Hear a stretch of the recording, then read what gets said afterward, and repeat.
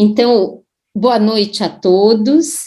Quero dar as boas-vindas às nossas 3 palestrantes e à comunidade da Escola Waldorf Rudolf Steiner, em nome do Núcleo de Direção. Eu sou a Paula Levi, do Núcleo, e esse painel ele foi organizado por do Núcleo e também pela professora Carla Neves. Para a gente é uma alegria ter esse momento aqui para podermos nos aprofundar um pouquinho no que está implicado em relação à vacinação Covid, e o tema do nosso painel será esse: liberdade, consciência e responsabilidade social. Para isso, nós convidamos 3 profissionais da área da saúde, cada uma vai discorrer sobre esse tema por 20 minutos. Temos a doutora Cristina Galafrio, que já é uma velha conhecida nossa, é mãe da escola e ex-aluna, e amparou bastante a escola durante todo esse período da pandemia, em relação aos protocolos sanitários, e hoje, então, vai discorrer sobre esse tema da vacina. Ela é médica infectologista do HC, também do Hospital Vital Brasil, do Instituto Butantan, e trabalha com esse exercício da medicina, com atividades de ensino e de pesquisa. Temos também a Érica de Souza, médica infectologista do Emílio Ribas e médica antroposófica. Ela atende na Casa Rudolf Steiner e é coordenadora do ambulatório da Monte Azul. E a Marilda Milanese, farmacêutica, aconselhadora biográfica e docente de diversos cursos de formação, desenvolvendo temas ligados à antroposofia, além de ser fundadora e diretora da Cirimim. Então, a gente acredita que vai ser muito rica a contribuição que elas trarão. Cada uma, então, vai discorrer por 20 minutos, e depois disso, a gente vai ter a mediação do Alexandre Lima, que é um pai da escola, membro da coordenadoria de pais, e ele vai encaminhar as perguntas que forem surgindo durante o debate. Então, a gente pede que vocês, por favor, escrevam as dúvidas que vocês forem tendo no chat, e ele vai organizar aí esse fluxo de perguntas para as nossas palestrantes. Ainda é importante eu salientar que nós fizemos uma pesquisa prévia, muitas dúvidas foram encaminhadas pelas famílias, e nós já repassamos isso para as nossas 3 palestrantes. Então, provavelmente, uma parte do que foi trazido como questão pela comunidade, elas já irão abordar. Se a sua pergunta não foi contemplada, fica à vontade para escrever novamente, por favor. Porém, as perguntas que surgiram sobre o posicionamento da escola em relação à vacinação, nós vamos exigir a vacinação das crianças? Não vamos? Como que nós vamos, enquanto instituição, lidar com isso? Não é o objetivo dessa noite, tá? Então, nessa noite, a gente apenas deseja expandir a nossa consciência acerca do tema, aprofundar reflexões para que daí possamos, enquanto instituição, tomar as decisões pertinentes para o ano de 2022, tá? Então, vamos tentar aprofundar aí o nosso olhar.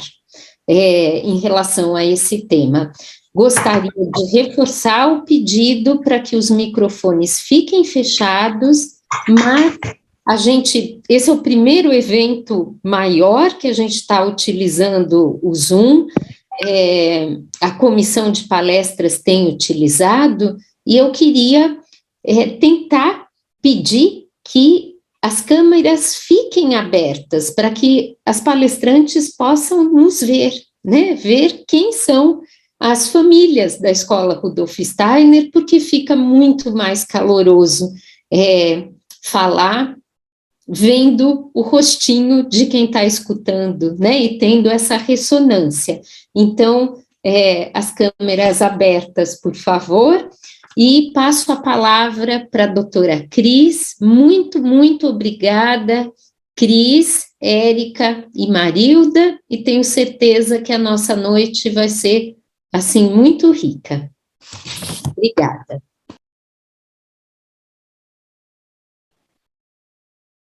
Boa noite. Primeiro eu queria agradecer o convite, é um prazer falar para a escola, né, e poder compartilhar um pouquinho do que a gente foi aprendendo aí ao longo da pandemia. Eu vou compartilhar aqui uma apresentação para ficar um pouquinho mais fácil.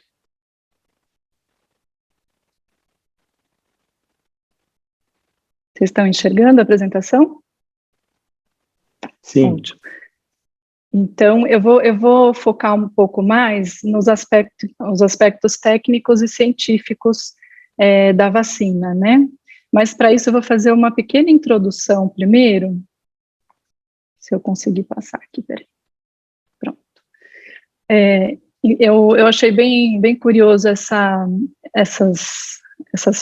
esses conselhos, né, do professor Feynman, que é um prêmio Nobel, né, que já faleceu, e é o que eu acho que é bem pertinente aqui para a nossa discussão, né? Então, primeiro, a gente tem que sempre estar à vontade para mudar de opinião, porque na vida a gente vai aprendendo, ouvindo daqui e dali, e aí a gente vai construindo a nossa própria opinião, né? Então, a gente sempre tem que estar aberto e à vontade para essa mudança, né?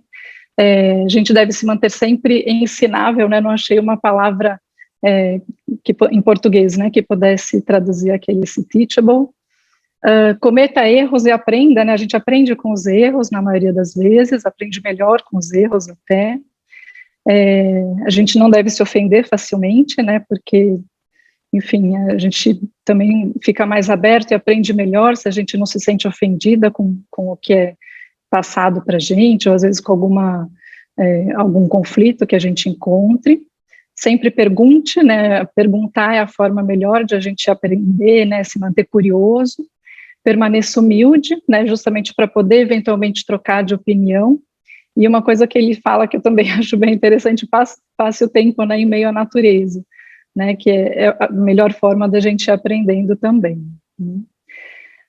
Em relação ao conhecimento científico, né, assim, talvez alguns de vocês tenham um pouco de intimidade com o processo científico, mas eu acho que talvez a maioria não, então quis colocar aqui um pouquinho, porque isso vai facilitar depois o entendimento dos estudos das vacinas, né?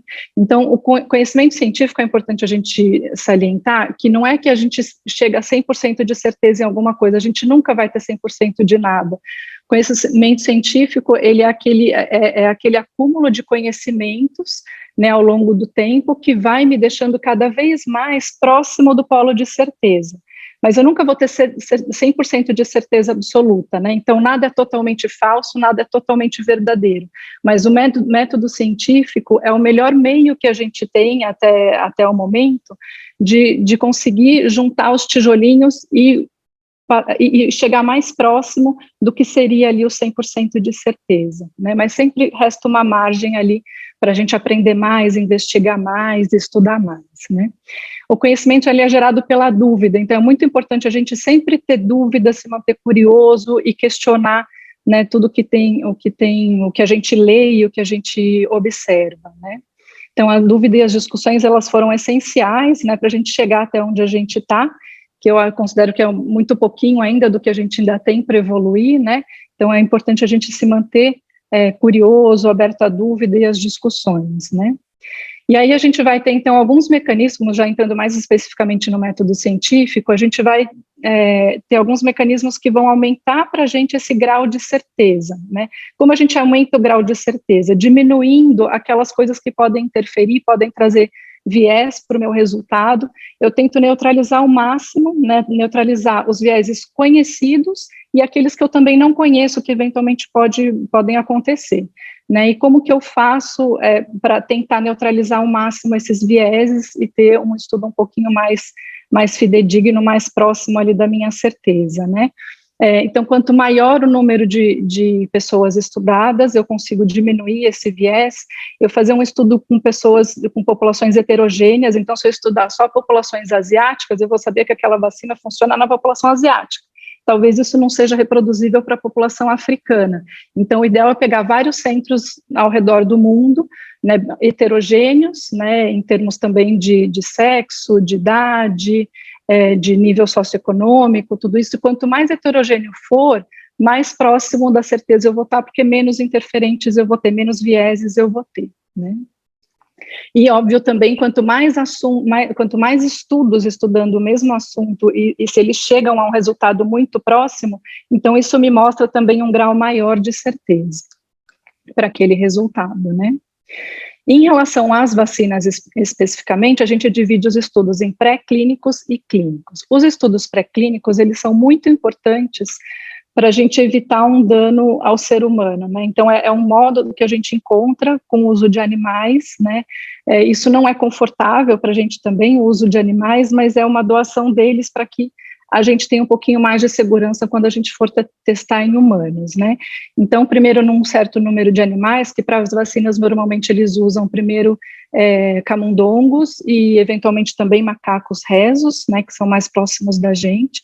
E aí, nesses estudos em animais, eles estudam os eventos adversos, né, inclusive os efeitos na gestação, no feto, nos descendentes que nascem dessas mães vacinadas, na fertilidade que a vacina traz, né, na influência na fertilidade tanto nos machos quanto nas fêmeas, né, isso tudo é feito ali em animais. Paralelamente, eles veem também a eficácia dessa vacina em animais e fazem depois os estudos virológicos para ver se o vírus se concentrou mais ou menos no pulmão, por exemplo, dos vacinados em relação aos não vacinados. Então, isso tudo é um estudo pré-clínico. Passado isso, vendo que aquele produto, assim, vários estudos param nessa fase, né, já não conseguem ir para frente porque tem muitos efeitos adversos e tudo mais. Aquelas vacinas que passam nessa fase, então aí vão para um próximo passo que é o estudo clínico. E o estudo clínico a gente divide em fase 1, 2 e 3 e ele continua depois da comercialização, né, que são os estudos pós-liberação, enfim, pós-comercialização. Então, nos estudos de fase 1, 2 e 3, que no caso da Covid, às vezes juntou fase 1 com fase 2, ou fase 2 com fase 3, a gente vai mostrar mais para frente, né? Então, nos estudos de fase 1, eu pego ainda um pequeno número de pessoas, né, porque eu ainda não sei muito bem como isso vai funcionar em humanos, eu só testei em animais, então é um número pequeno, normalmente menos de 100 pessoas, e aí eu vou ver principalmente a segurança e eu vou testar algumas doses. Então, nos animais, os animais me deram uma ideia das doses, e aí eu vou testar em humano, normalmente 3 ou 4 doses, para ver qual que é a dose que é mais tolerada e ao mesmo tempo me traz um efeito benéfico, né? Isso é na fase 1. Passada a fase 1, então, se ela foi aprovada na fase 1, eu vou para a fase 2, né? A fase 2, então, eu pego um número um pouco maior de pessoas, né, mais diverso, uma heterogeneidade maior também da população, e aí eu continuo observando a segurança, né, então vou ver os efeitos adversos que foram observados nessa população, e a imunogenicidade, que é o nível de anticorpo que aquela vacina me traz naquelas populações estudadas, né, e aí eu vou comparar, então, a vacina com o placebo, né, na maior parte das vezes. Ou grupos de vacinados com não vacinados também é outro jeito de se fazer esse estudo. E aí depois, então, eu passo para a fase 3, então, eu amplio ainda mais o número de participantes do estudo, né, de pessoas que são vacinadas, e continuo observando a segurança, e aí eu vou ver, então, a eficácia, né, então, na fase 2 eu vi o nível de anticorpo, agora, o quanto que esse nível protege ou não protege efetivamente contra a doença, eu vou ver na fase 3, que a eficácia, né? Então, a eficácia é quanto que eu evito de doença, ou quanto que eu evito de infecção no grupo de vacinado versus o grupo não vacinado. E aí eu tenho o resultado da minha eficácia. E depois, então, normalmente esses estudos são submetidos às agências de liberação, no caso do Brasil, a Anvisa, por exemplo, e aí essas agências, elas vão analisar de forma, normalmente elas são muito rigorosas, né, nessa avaliação, tanto a OMS, a FDA, tem também a agência europeia e a brasileira também, a Anvisa também, são bastante rigorosas, aí elas falam, bom, então dá para liberar essa vacina para uso na população. E aí meu estudo continua, à medida que essa vacina vai sendo dada, eu continuo observando os efeitos adversos, né, e aí também tem os estudos de efetividade. Então, eficácia é o quanto minha vacina evita de doença dentro de um estudo bem controlado. A efetividade é quanto minha vacina evita de doença no mundo real, com todas os interferentes do mundo real que eu vou ter ali. Uma pessoa esqueceu uma dose, ou enfim, tropeçou, pôs só meia dose, enfim, tem diversos interferentes que podem acontecer, e aí eu vou ver então a efetividade, o quanto vai ser evitado de doença nessa população de mundo real, né? Isso não é só com as vacinas de Covid, isso acontece com todas as vacinas, até hoje em dia. Então, mesmo a vacina, por exemplo, do sarampo, que é uma vacina bastante antiga, todo evento adverso eu tenho que notificar. E aí isso também entra num estudo. Então, essa farmacovigilância, ela é praticamente ad eternum, né? Então, sempre, e não é só com vacinas, com outros medicamentos também. Bom, então vou passar especificamente agora para as vacinas que a gente tem liberado aqui no Brasil, né? Então, a Coronavac, ela é uma vacina de vírus inativado. Então, como que ela é feita? Esse vírus é inoculado numa cultura de células vero, e aí esses vírus se multiplicam dentro dessas células, né? O vírus, ele não tem um maquinário para se replicar sozinho, ele precisa de alguma célula. Então, ele se replica nessas células, e aí depois ele é inativado, então, com produtos químicos ou com calor, enfim, no caso da Coronavac, é inativado de forma química, então o vírus morre, ele é inativado, e depois passa por todo um processo de purificação para tirar todo o resíduo que tem ali e ficar efetivamente só o vírus morto ali na vacina, né, o vírus inativado.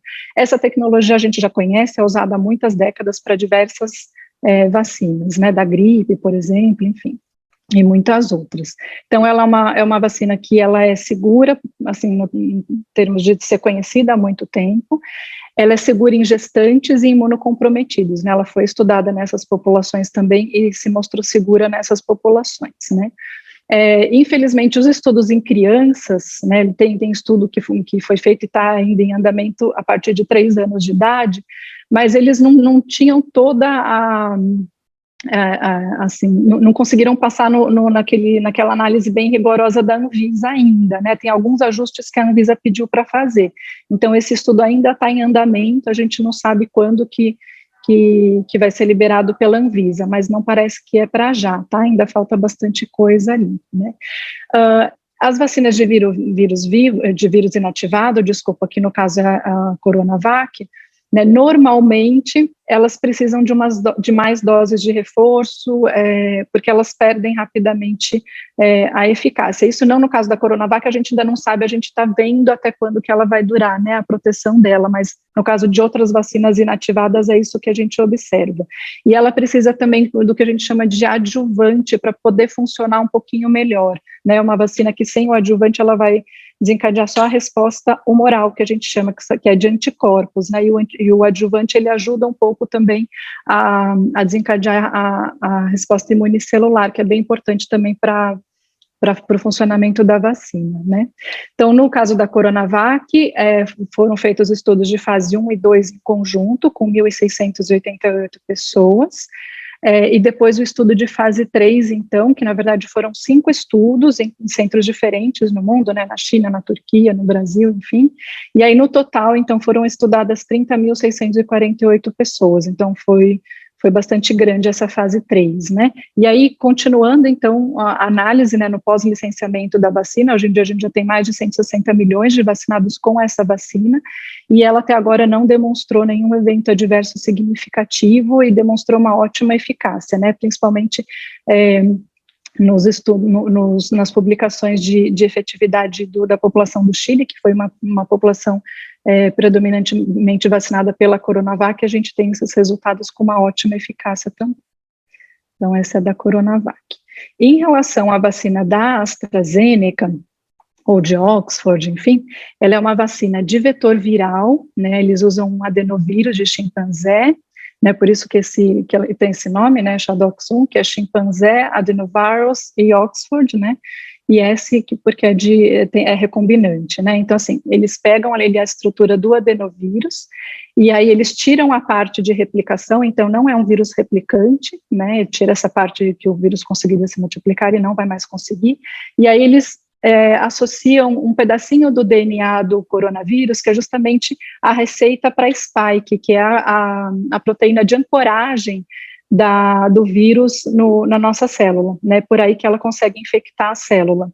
Então, vai essa receitinha. E aí a ideia é que dentro da célula, então, esse pedacinho de DNA, ele vai até o núcleo, ele não se integra ao nosso DNA, tá? Mas ele vai até o núcleo, aí do núcleo, então, a partir desse DNA da proteína spike, são feitos RNA que voltam para o citoplasma, no citoplasma é montada a proteína spike, que é exposta na superfície da célula, e a partir daí, então, as outras células de defesa começam a fazer os anticorpos, é assim que funciona essa vacina de vetor viral. Então, o vetor, esse vírus, né, o adenovírus, ele só serve como um cavalo de Troia para conseguir colocar esse DNA dentro da célula, né, sem esse adenovírus sozinho, o DNA seria degradado no meio extracelular, enfim, não ia conseguir fazer o seu efeito, né. A gente já tinha tinha duas, na verdade, vacinas com essa tecnologia anteriormente, que são relativamente novas, né, são duas vacinas contra o ebola, que foram usadas no surto, né, no primeiro surto de 2013 a 2016, que teve na Guiné, na Libéria e na Serra Leoa, e posteriormente também uma outra vacina que foi usada no surto do Congo, né, de ebola também, entre 2018 e 2020, né, então essa vacina contra o coronavírus, na verdade, já tem essas duas anteriores aí testadas, né. Especificamente em relação à vacina da AstraZeneca, né, então os estudos de fase clínica, né, foi feito com um total de 14.380 pessoas, a fase 1 e 2 foi feita no Reino Unido e na África do Sul, posteriormente, então, o Reino Unido continuou para a fase 3, né, ficou fase 2 e 3 meio em conjunto, e o Brasil participou com a fase 3 também dessa vacina, né. E pós-licenciamento, então, alguns eventos adversos começaram a surgir, né, raros, né, então o mais significativo é a síndrome da trombocitopenia trombótica, que é quando as plaquetas diminuem em número e aparece algumas tromboses, né, isso é muito, muito raro, cerca de 5 a 10 casos para cada 1 milhão de vacinados, né, então vocês vejam que na fase clínica não tinha número suficiente, nunca vai ter esse número suficiente para a gente detectar esses eventos muito raros, daí a importância da gente ter uma farmacovigilância e continuar observando os efeitos na pós-comercialização, né, justamente porque esses eventos muito raros só vão aparecer depois que um grande número da população tiver sido vacinado. Então, esses eventos foram raros, predominantemente em mulheres abaixo dos 50 anos. E depois, então, a gente tem a vacina de tecnologia mais nova, que é a vacina da Pfizer-BioNTech, e também é igual o funcionamento é igual da vacina da Moderna, que a gente não tem aqui no Brasil, né? Então, é uma vacina de RNA mensageiro, vou passar já um vídeo para vocês, para ilustrar um pouquinho como que ela funciona, que eu acho que facilita o entendimento. Então, ela é basicamente um pedacinho do RNA mensageiro que codifica a proteína spike também, então é só aquele pedaço especificamente, e esse RNA mensageiro, ele é envolto em partículas em nanopartículas lipídicas, né, que justamente é o que dá estabilidade para esse RNA mensageiro. O RNA mensageiro por si só, ele é uma molécula muito instável, né, e essa foi a dificuldade também de usar isso como vacina, porque ele era rapidamente degradado, né? Então, com essas nanopartículas lipídicas em volta dele, então ele tem uma estabilidade maior, consegue chegar no intracelular, que é onde ele precisa chegar, e ao mesmo tempo diminui a reatogenicidade dele, né? As reações ali locais no local da injeção. Então, a gente não tem nenhuma vacina prévia de RNA mensageiro, de coronavírus foi a primeira, né? Tanto a da Pfizer quanto a da Moderna, mas não quer dizer que ela foi desenvolvida às pressas, que é uma vacina que inventaram agora. Não, na verdade ela tem quase 4 décadas, né, de desenvolvimento, né, isso tem, assim, milhares de estudos em pesquisa básica, em pesquisa aplicada, e aí foram juntando ali os tijolinhos até conseguirem, né, resolver os problemas que ela vinha trazendo, tal, e conseguir chegar nessa vacina, né. Então, para isso foi preciso estudo de muitos e muitos pesquisadores, né, em diversas áreas, e aí, quando a pandemia chegou, então já tinha alguma coisa ali quase pronta, né, então já tinha as partículas, o RNA mensageiro envolto, desculpa, o RNA mensageiro envolto nessas nanopartículas, ele já tinha sido desenvolvido, né, estava ali quase pronto, faltava alguma coisinha ali para estabilizá-lo, e ao mesmo tempo também tinha uma pesquisadora do NIH, né, dos Estados Unidos, que tinha toda a sua pesquisa, aliás, por curiosidade, né, eu fico até orgulhosa de falar, por isso que eu vou falar, mas era uma pesquisadora mulher, negra e super jovem, ela tinha 28 anos, que chefiava essas pesquisas no NIH voltadas para o coronavírus, e ela estava pesquisando vacina para coronavírus, obviamente não o nosso novo coronavírus, que ainda nem tinha surgido, isso era 2018, mais ou menos, mas ela estava estudando as vacinas para o MERS e para o SARS-CoV-1, que são coronavírus que deram pequenos surtos antecedentes ao nosso novo coronavírus.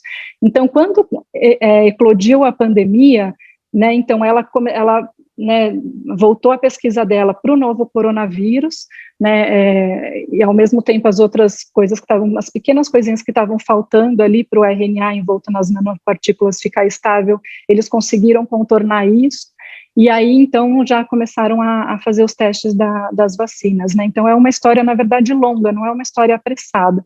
Eu recomendo para quem quiser, tem esse site aqui embaixo que eu coloquei, se vocês quiserem copiar, que tem toda a história evolutiva da vacina de RNA mensageiro, né, e eu acho super interessante essa história, então quem quiser ver depois eu recomendo, né.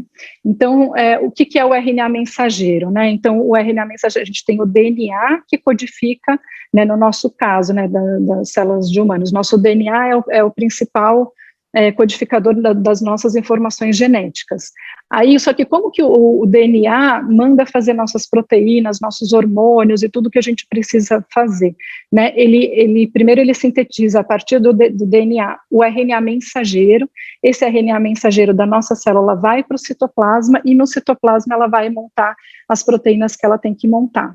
Né, então, ali, o que eu estou colocando da vacina? É o RNA mensageiro do vírus, então já é ali a receita mandando fazer aquela proteína do vírus, e isso vai entrar no citoplasma, não vai para o núcleo, o RNA mensageiro não é uma partícula que entra no núcleo, né, então ele fica no citoplasma, então ele não interage de jeito nenhum com o nosso DNA, e aí no citoplasma ele vai interagir exclusivamente com os ribossomos, e os ribossomos é que vão traduzir toda a receita que está ali no RNA mensageiro e fazer, então, o spike, né, essa proteína spike, e a partir daí, então, ela vai ser exposta na superfície dessa célula, a partir daí os anticorpos vão ser formados contra essa proteína, né. Que mais? E ela é degradada também em cerca de 1 a 3 dias, ela não fica muito tempo no nosso organismo, né, então isso também acaba sendo vantajoso em termos de, né, da gente pensar em efeitos adversos futuros e tudo mais, ela não fica na gente, dentro de 1 a 3 dias ela é totalmente degradada e eliminada das nossas células. Denis, você consegue passar o filminho para a gente, por favor? Sim, Cris, só um minutinho, estou entrando aqui agora. Obrigada, tá bom.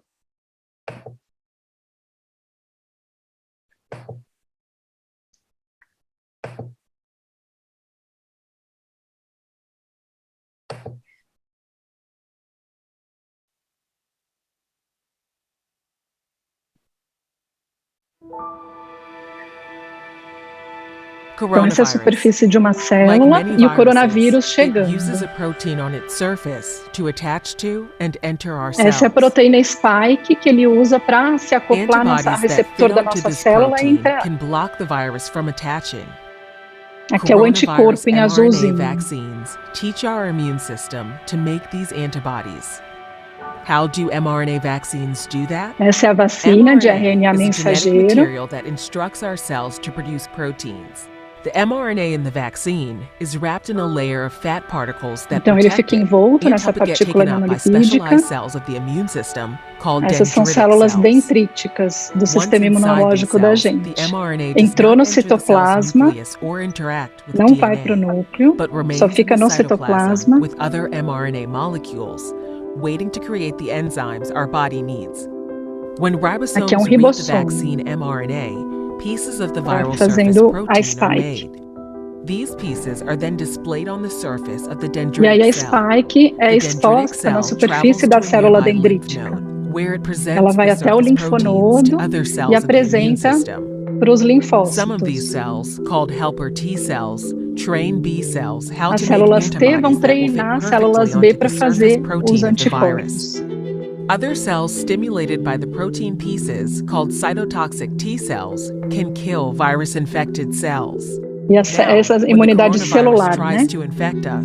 Our immune system is ready, immediately recognizing. Então agora nosso sistema imunológico vai estar pronto quando o novo vírus chegar. Vai neutralizar, né, com os anticorpos e não vai infectar nossas células ou não vai deixar isso ir muito para frente, para as pessoas não vão ficar tão doentes, né? Obrigada, Denis. Deixa eu ver se eu consigo continuar aqui. Pronto, então vamos continuar. Então, no caso da vacina da Pfizer, né, os estudos clínicos, as fases clínicas, né, de 1, 2 e 3, então foram feitas primeiro com adultos e idosos. Então foi feita uma fase 1 e 2 em conjunto, em que eles testaram dose de 10 microgramas, 20 e 30 microgramas. No total, nesse estudo de fase 1 e 2, foram testadas 14.380 pessoas. Depois, então, eles passaram para a fase 2 e 3, que eles pegaram 6 países, né, nessa ideia de dar uma maior heterogeneidade, na verdade, para a população estudada, e aí a gente teve participantes no Brasil, na Argentina, Alemanha, África do Sul, Turquia, né, acho que só da Ásia que faltou aqui. E no total, então, que foram estudados, foram 43 mil pessoas, né? E aí, nessas pessoas, então, houve um resultado com uma alta eficácia e os efeitos adversos toleráveis, né? Como dor local, febre que dura um dia, um pouco de cansaço, mas nada muito grave. E aí, depois do licenciamento da vacina, em que ela passou a ser dada por uma grande parte da população, continuou se vendo uma alta efetividade dessa vacina, e os efeitos adversos significativos, né, os mais graves, foram muito raros, né. No caso da Pfizer, o principal efeito adverso, então, foi a anafilaxia, que foi observada. Isso já era meio que esperado, porque um dos componentes das partículas nanolipídicas que envolvem o RNA mensageiro é o polietilenglicol, que é uma molécula que tem um risco maior de dar anafilaxia mesmo, né?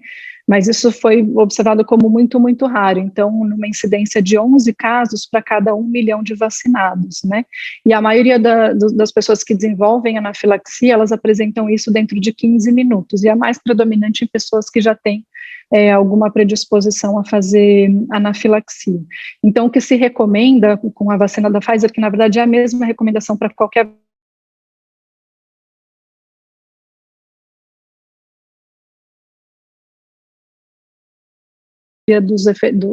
das reações anafiláticas acontecem, né?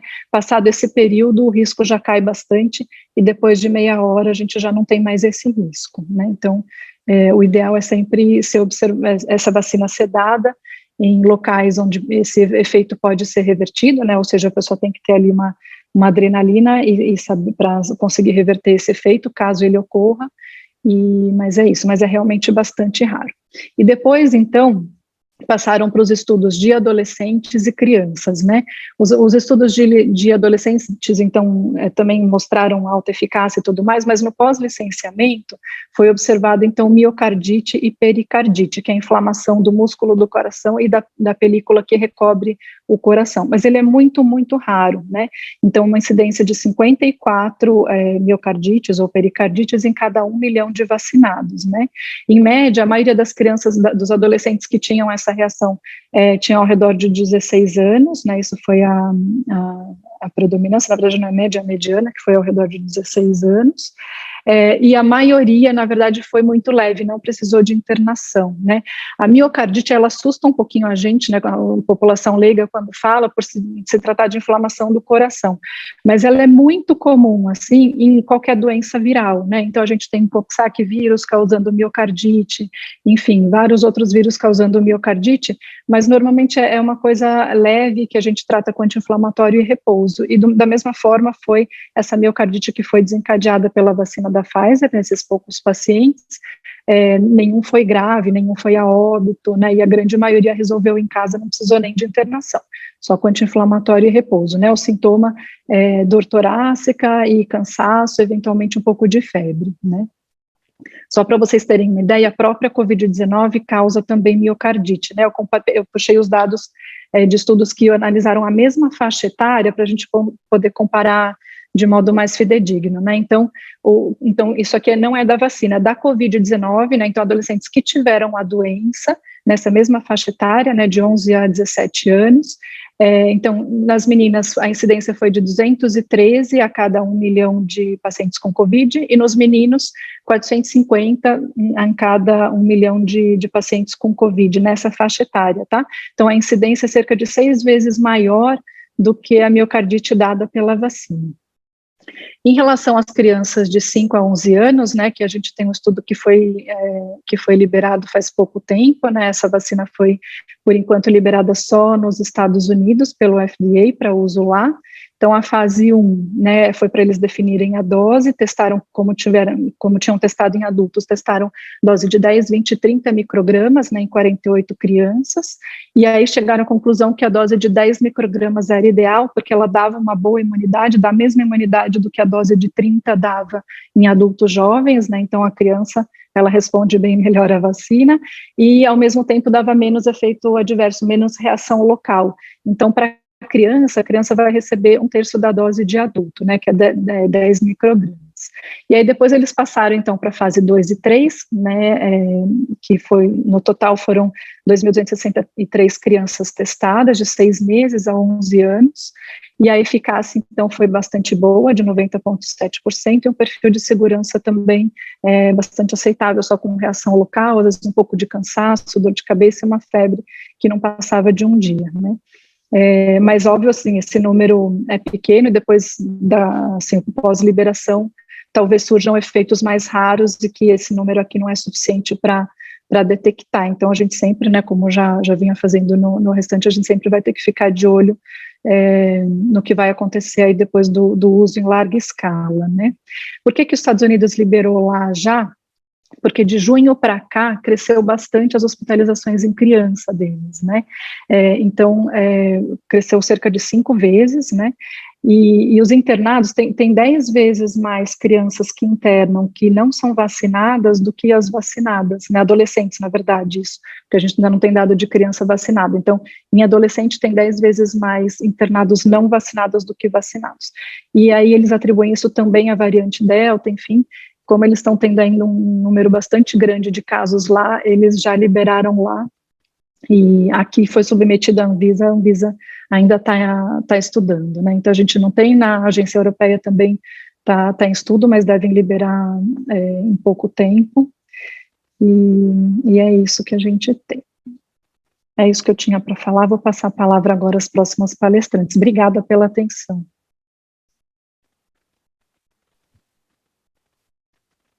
Obrigada, Cris. E vamos passar agora para a doutora Érica. Olá, boa noite a todos. Queria agradecer o convite. Fico muito feliz de poder estar aqui participando com vocês. Fico honrada de estar aqui, poder conversar aqui com a Cristina e com a Marilda. Para mim é uma honra poder estar conversando aqui com vocês. E aqui o que eu trouxe, eu vou trazer alguns slides para falar um pouquinho sobre as reflexões que eu tive durante a pandemia.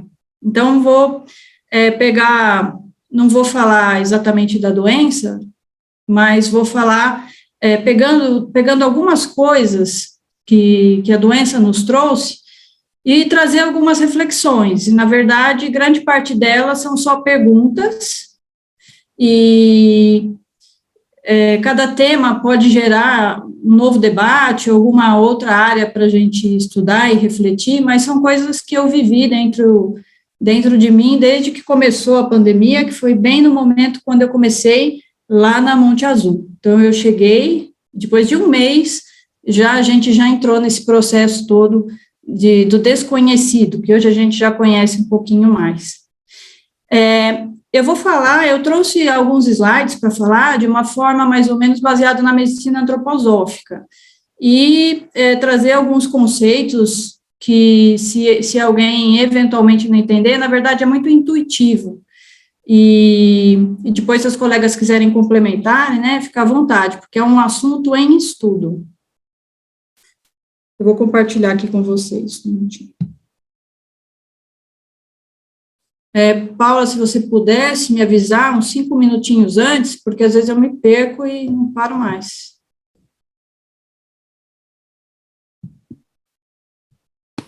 Vocês estão vendo?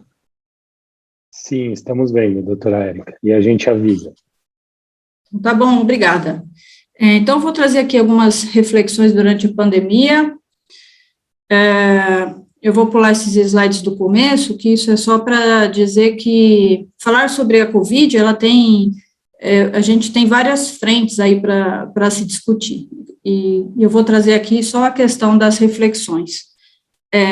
Na época, a gente já tinha a questão de como lidar com o excesso de informações, como que a gente faz uma triagem para ter uma saúde mental e não se perder nas informações, e a gente eu acredito que todo mundo teve alguma sabedoria para aprender a lidar com isso. Em relação às fases da doença, eu também, de uma forma antroposófica, a gente dividiu as fases, né, numa fase inicial, uma resposta mais da atividade viral, e a segunda fase, uma fase mais relacionada à imunidade adaptativa, a resposta do próprio organismo.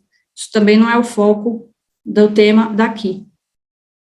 E aí, passando para as reflexões, falando um pouco sobre a doença, a gente, na antroposofia, quando estuda a medicina, a gente fala de processos de saúde e doença, a gente não foca na doença, a gente imagina como que essa desarmonia aconteceu.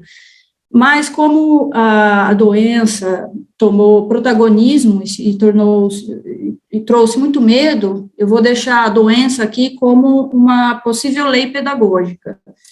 Quando a gente sofre alguma doença, algum problema de saúde, alguma intervenção que nos tira da rotina habitual, aquilo causa distúrbio, incômodo, medo.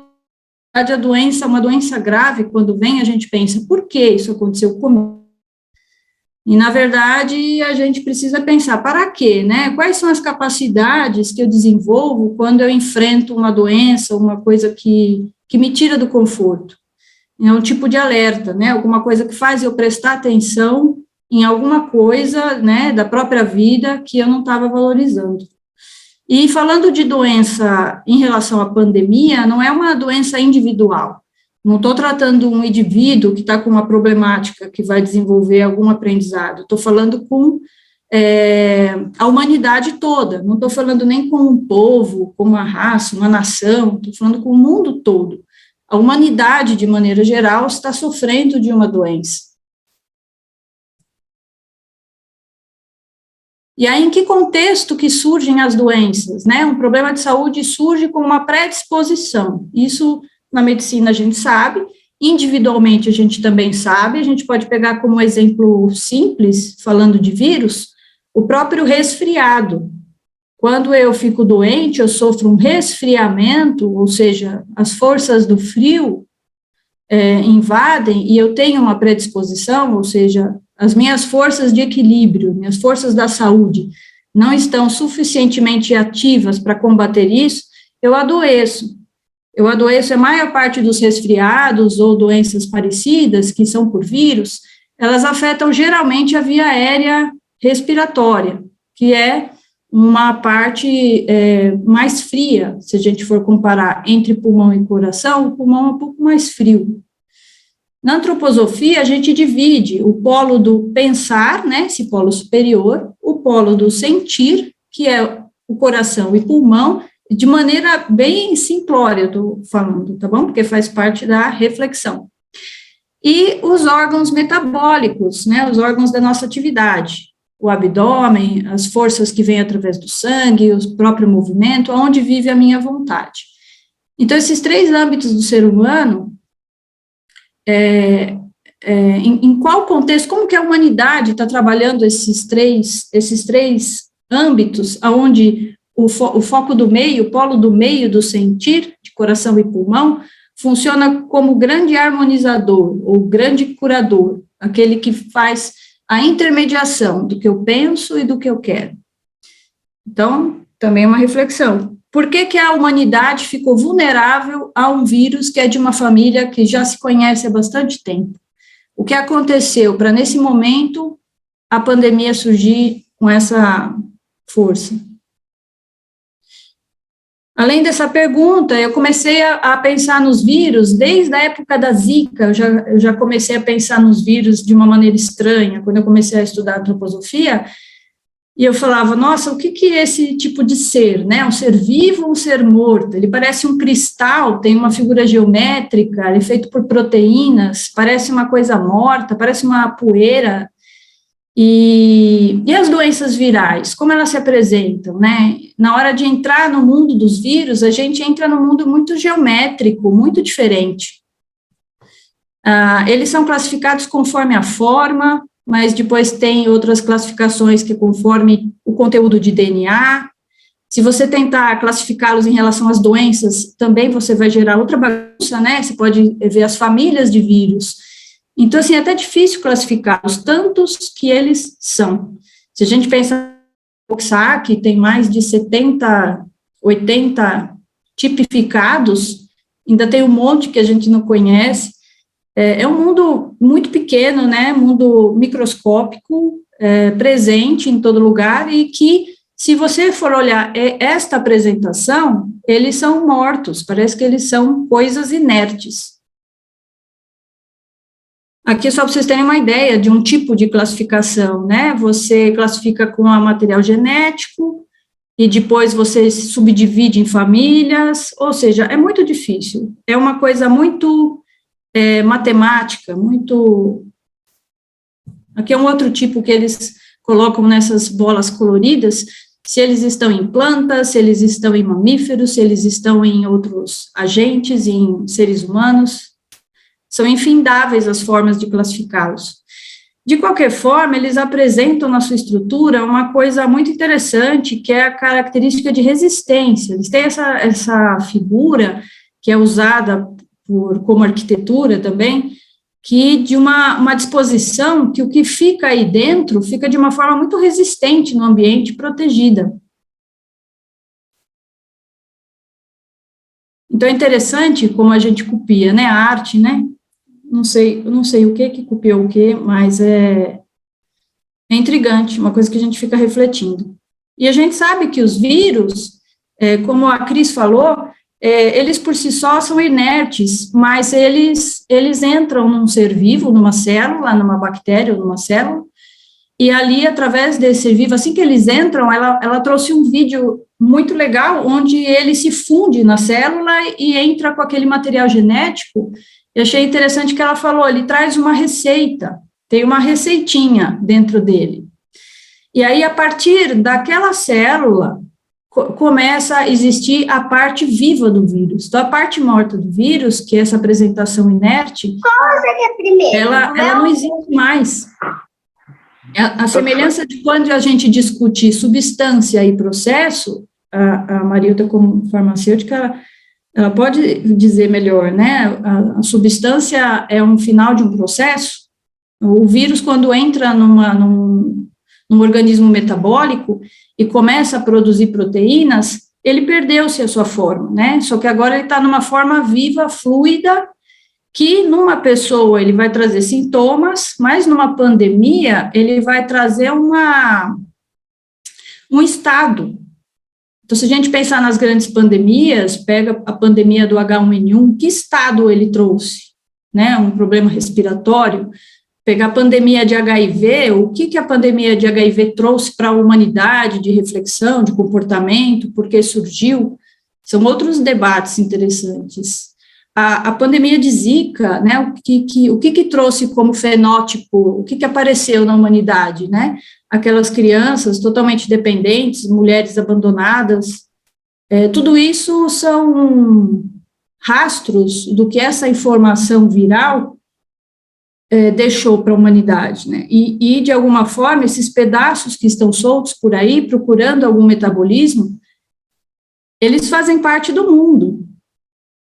E eles fazem parte de nós. Se a gente pensar no lixo, que você fala, não joga papel fora, né, não joga papel no chão por conta do meio ambiente, não adianta jogar no meio ambiente achando que é o lixo, porque não é lá fora é aqui dentro, tudo a mesma coisa. Então, assim, observar, né, a gente estuda, importante que a ciência e a tecnologia desenvolva, mas essas reflexões do que exige um tempo para você se dedicar a pensar de uma forma mais abnegada e autônoma. Então, esse processo do vírus que deixa uma marca na humanidade, o que ele quer dizer com isso? Qual que é a mensagem que esse vírus trouxe para a gente nesse 1 ano e meio? E essa mensagem que nesse 1 ano e meio ele trouxe, será que agora, sim, vamos, né, imaginar, estamos em caminho de melhora, imagine que amanhã todos esses problemas estivessem resolvidos, isso estivesse bem controlado, a gente aprendeu, a gente ficou melhor, como humanidade, né, como a gente passou por isso, está passando ainda. O que a gente precisa ouvir? O que o ser humano precisa ouvir com esses rastros, né? Falando de uma maneira médica, a pandemia, ela é um ataque ao sistema rítmico do ser humano, ela é um ataque, conforme você vai estudando, você vê que o órgão de ataque geralmente é pulmão, coração e circulação. Esses órgãos, esses epitélios ou essa esfera, né? Até as questões de coagulação tem a ver com os vasos, as tromboses. Então, assim, por várias maneiras, o homem fica incapaz de assimilar o oxigênio, incapaz de respirar, e é esse o curador do homem, o coração e pulmão, justamente aonde vive o sentimento. Aqui é mais a parte médica, né? É isso que eu estou falando. Como que o coração sofre? Lesão das fibras, sobrecarga, e aí o que está vulnerável nesse órgão do meio? Né? É o representante da alma, é o órgão do sentido. E a circulação, que é como se fosse o mesmo coração atuando na periferia, é a vulnerabilidade da atividade, da minha ação no mundo. Como que eu estou agindo no mundo? O que eu faço? O sangue é atingido em toda a fisiologia e todo o seu trajeto. Esse é o ataque a essa região. Se a gente for ver aqui, eu tenho sentido e atividade, né? E o pensar, né? O pensar, a gente pode ver a quantidade de danos neurológicos pós-Covid. Ainda tem isso, as sequelas depois do Covid, não só o luto, né? Mas as sequelas, uma doença que vai afetando todos os âmbitos. E aí, o que a gente precisa ouvir? Nessa pausa que nós somos obrigados, né, a sofrer, a gente precisa ouvir com o coração. E nessa pausa, parece que jogaram uma luz nas relações, né, acendeu-se uma luz, e você teve que ver como é sua casa, sua família, encarar de frente pensamentos diferentes ou restrições, contrariedades, enfim, num mundo a gente não tem tempo, né? Como que a gente vai se adaptar tanto a coisas tão chatas assim, né? Tão difíceis. E aí expôs todas as nossas vulnerabilidades. E aí pensando como que é a resposta individual, como que eu me cuido disso individualmente, como eu cuido da minha imunidade, a salutogênese, e como que é a resposta coletiva, que pensando no social, né, eu trabalho hoje na área social há muito tempo, mas agora de uma forma mais intensa, como que está o ser humanidade como todo? E aí a gente viu grandes lugares, assim, que são enigmáticos, vazios, e se a gente ficar observando, o que essa pandemia nos trouxe, o que a gente precisa prestar atenção, como a gente vai lidar com essa situação terrível. E aí a gente começou a fazer, né, atividades, salutogênese, tudo que possa dar apoio à organização do eu, à individualidade, a cuidar dessas vulnerabilidades, e aprender com a oportunidade, que eu não sei se é uma coisa... Aqui do Itaú, não sei se é uma coisa que a gente aprendeu. Acredito que ainda podemos aprender mais. E aí, o que a gente pode fazer, né? Aproveitar essa pausa que a gente teve na época, fazer exercícios colaterais, trabalhar a equanimidade, né? Como que vou reagir? Vou reagir de forma passiva? Vou fugir? Vou evitar ler as coisas? Ou eu vou ser enérgica? Vou me exaltar, né? Equanimidade, serenidade, confiança. Confiança como? Confiança no incerto. Como que eu confio no incerto? O que eu trabalho nesse vazio? Como que está a minha ação nesse 1 ano e meio? Eu tenho agido com sentido no que eu faço? Eu tenho intenção no que eu estou fazendo? Eu olho para o todo, olho para mim? Como que é a coletividade?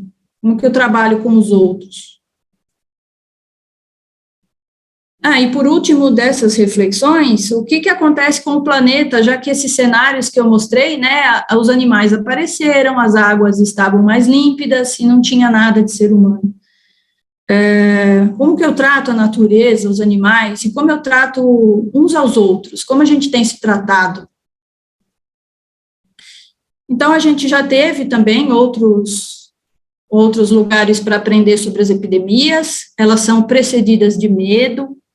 A vida moderna, essa vida sem tempo, essa vida da performance, faz com que a gente tenha um certo afastamento, uma certa má integração dos corpos, e tudo isso, falando de maneira pandêmica, faz com que isso se desenhe um karma, um destino, uma história.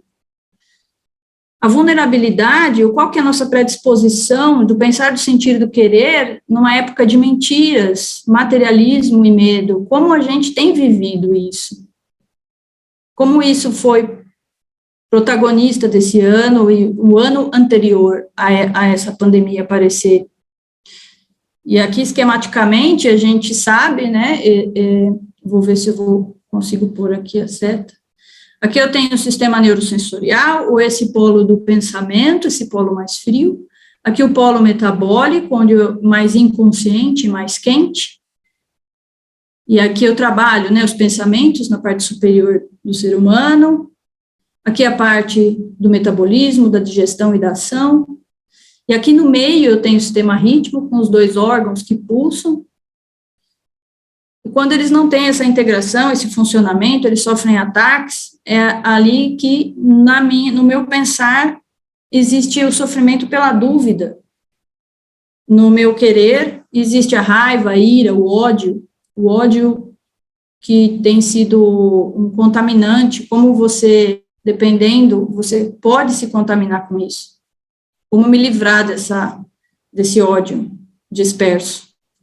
E no polo metabólico da atividade, como que o medo me paralisa? 5 minutos, tá? Tá, obrigada. E aí vem essa oportunidade de desenvolver tudo que a antroposofia nos ensina, né? A gente tem a oportunidade de desenvolver de uma forma muito prática e urgente a resiliência, a verdade interior, que é a coerência, serenidade e equilíbrio. Eu acho que a harmonia, esse polo do meio harmonizador, a gente precisa buscar uma harmonia, e a harmonia não significa concordar, significa exatamente coisas diferentes serem equalizadas, né? Isso precisa de respeito, compreensão, flexibilidade e confiança. A gente tem muito material para desenvolver. As novidades que aconteceram nesse ano, e para quem tem crianças, os desafios da gente ter fatores estressores. Como que eu vou lidar agora, né? Eu coloco aqui corpo físico, corpo etérico, corpo astral e o eu.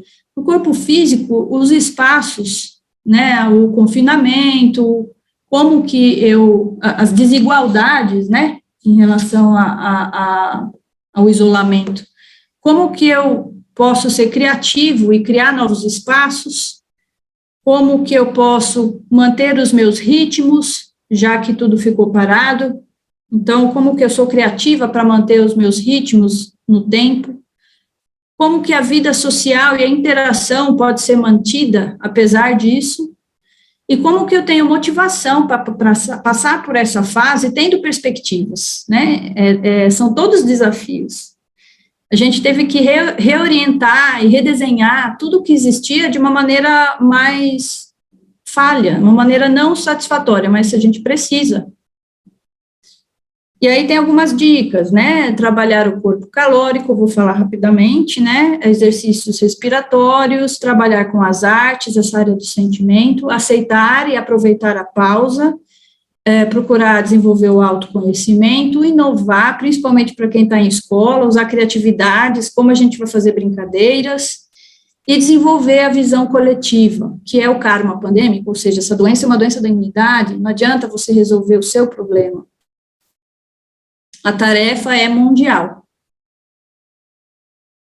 Então, isso é mais ou menos, eu já falei essas coisas, essa imagem do grande cardume para se proteger, é assim que a gente tem que imaginar. Nem todos vão estar na mesma situação, né, no cardume, mas todos têm que ter uma visão espacial, que estamos todos querendo o melhor. Sabemos que a gente vai criar situações que não são ideais, são temporárias, mas é o possível para hoje. E se preparar para o futuro com antecedência, não perder, assim, impulsividade, né, falar assim, nossa, estamos numa fase de melhora, como vamos preparar o futuro, né, aos poucos, e não praguejando ou com ideias pessimistas. Vamos procurar com clareza, honestidade, ter esperança e alegria, e uns ajudarem os outros. Aí eu trouxe essa frase da canção, que é a arte de sorrir a cada vez que o mundo diz não. Aqui eu trouxe algumas coisas para contextualizar, mas como o tempo é curto, se for necessário eu entro, né, só para lembrar que esse ano, nós tivemos um número, quase 2 vezes o número de mortes do ano passado, mas o nosso cenário no tempo, que é aqui o gráfico, ele está melhorando, um impacto muito positivo da vacina. Isso é a olhos vistos. Alguns dados aqui da transmissibilidade, da cepa nova, mas também vou falar só se for necessário. E aqui, acho que é importante falar que após agora essa vacinação, que graças a Deus, assim, a gente está tendo níveis bons no país, 76% aproximadamente, o risco de uma população, uma boa parte da população vacinada, o risco vai ser os bolsões de vulneráveis, né? Grupos de vulneráveis, que podem manter o vírus circulando e surgir as variantes. E aí vão vir estratégias para aprimorar as vacinas. E agora falta a gente desenvolver, né, o trabalho é desenvolver o que tem nos jardins, né, o bom, o belo, o verdadeiro. Aqui a gente entra em contato com tudo que é mais verdadeiro de fato, aqui a gente nunca erra, e trazer os antídotos para esses ataques, que é a esperança, o amor e a fé. Aí eu trouxe só essa frase do futuro social, que a gente precisa ler com calma, deixar ela guardada, ler com calma, rapidamente, assim, ela precisa de um período de digestão, onde ele diz, quem excluir a vida sentimental no seu estudo da humanidade, excluirá toda consideração das verdadeiras relações jurídicas no organismo social, pois as relações jurídicas só podem desenvolver-se no convívio das pessoas à medida que nesse convívio venha-se a polir sentimento com sentimento. É uma frase para ler algumas vezes, eu acho que essa palavra polir sentimento com sentimento, ela traz por trás que significa atrito.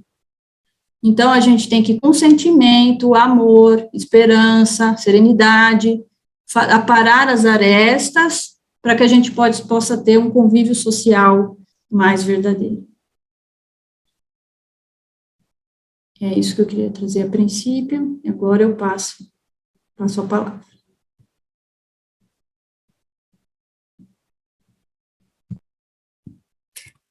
Obrigada, Érica, e vamos agora ouvir a Marilda. Então, boa noite a todos, obrigada aqui também pelo convite. Agora eu tenho uma dúvida, a gente está um pouco, com o tempo passado, a gente já deveria estar no horário das perguntas agora. Então, não sei como vocês querem que eu fale alguma coisa, ou a gente passa direto para tentar responder as perguntas que estão aqui. Marilda, eu acho que seria muito rico poder te ouvir as reflexões que você gostaria de compartilhar conosco, e a minha sugestão é que a gente reduza o tempo mesmo das perguntas, né? A nossa ideia era encerrar 21h30, então talvez você discorre os seus 20 minutos e a gente guarda 10 minutos só para as perguntas mais, assim, diretas, tá bom? Podemos seguir assim? Obrigada.